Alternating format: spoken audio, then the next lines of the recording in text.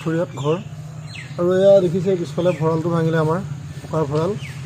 ভঁৰাল ভাঙি পেলাই যিখিনি ধান আছিলে গোটেইখিনিয়ে অনিষ্ট কৰি খাই পেলাই গুচি গ'ল আৰু ওচৰ চুবুৰীয়াও ক্ষতি কৰিছে আমাৰ ভঁৰালৰ কেঞ্চি দৰ্জা চব ভাঙি দিলে সেইটোৱে আৰু চৰকাৰে ক্ষতিপূৰণটো দিয়াটো বিচাৰোঁ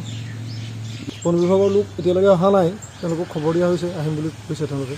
কিমানমান ক্ষতি কৰিলে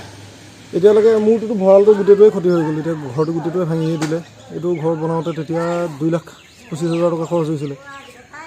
ধান কিমান খালে ধানটোতো 14-15 মোন ধান খালে পুৰণা ধান আৰু বাকী যিখিনি আছে চব শিলগুটি পৰি গ'ল সেইখিনিও নষ্ট হৈ গ'ল হয় পুখুৰীয়াত ৰাতি 11:10 মিনিটমান থাকোঁতে আহিছে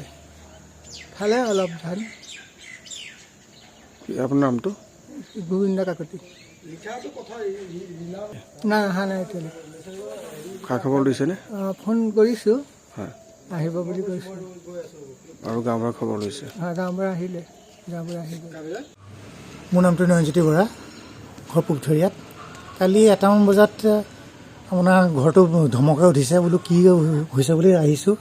তাৰপিছত দেখিছোঁ দুজন হাতী এজন মস্ত ডাঙৰ আৰু এজন মানে সৰু আহি পেলাই ইয়াত এইটো চাইডে ভাঙি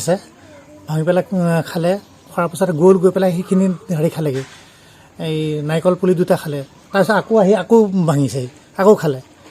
সেইটো 2টামান বজাত আকৌ 3টা বজাত আহিছে আহি পেলাই আকৌ গোটেই মানে এখন এৰুৱাই পেলাই আকৌ খাইছে আৰু আছিলে 22 মোনমান আছিলে এতিয়াতো নায়েই হোৱা কোনো অহা নাই এতিয়ালৈকে